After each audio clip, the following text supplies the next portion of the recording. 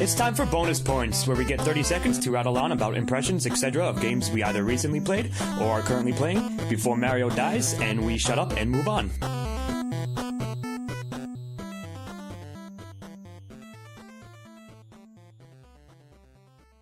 Alright, I played Broforce, and this is Scott Brolo, of course. And yeah, it was like sort of an awesome little old school run and gun, 8-bit style, 16-bit style, Contra-ish game with a lot of jokes / references to all the action heroes from the 80s, late 80s, early 90s.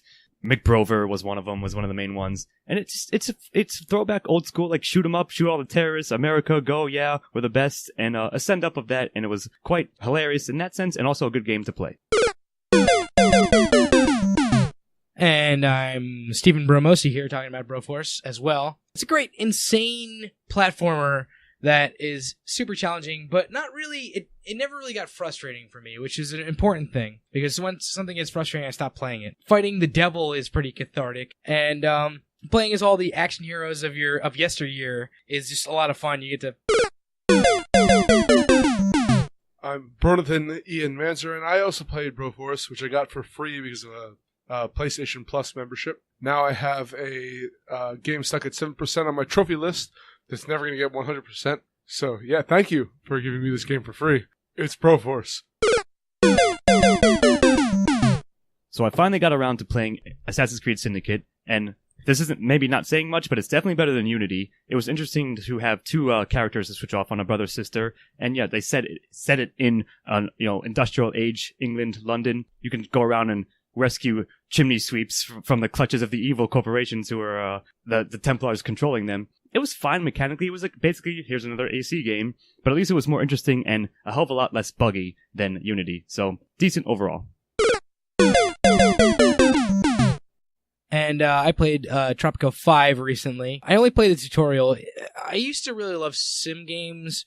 This being the most recent one that I've played probably in the last 7 or 8 years, it's not as much of a draw for me anymore. But playing as like a random fascist is kind of an interesting draw to the game, an interesting twist. One thing that I found really frustrating was the angle that you have to play on. So I recently played Assassin's Creed Unity for some reason. There's a lot to hate about this game, but I'm going to go in saying that Unity describes everything wrong with Common Core education. That, yes, there are interesting things in the Hydro Revolution, but we have to go over this point A, point B, point C, and no matter how boring or interesting they are, it doesn't matter, we have points to hit. And I also played through Wasteland 2, which was an excellent hardcore throwback to old school RPGs, Fallout styles, from the same team who did the original 2 Fallouts and the original Wasteland itself, and of course they kickstarted it, blah blah blah. But yeah, I forgot how much of a grind these games can be, which was fun maybe 10 years ago. But nowadays, it's really well written, and the characters are interesting, and it was a good story, good setting, and all that. So yeah, it's spiritual successor and precursor kind of at the same time, weirdly, to Fallout. But it's just a lot of management stuff, which can be fine and is fun, but sometimes it becomes overbearing. But a much better game is Sherlock Holmes Crimes and Punishment, which is very much a dad game. And I'm a huge fan of the Sherlock TV show with Benedict Cumberbatch. And this was like playing that video game, even though it took place in like Victorian era. I highly recommend it. It's a lot of fun, and you get to play as Sherlock and solve crimes. It's awesome.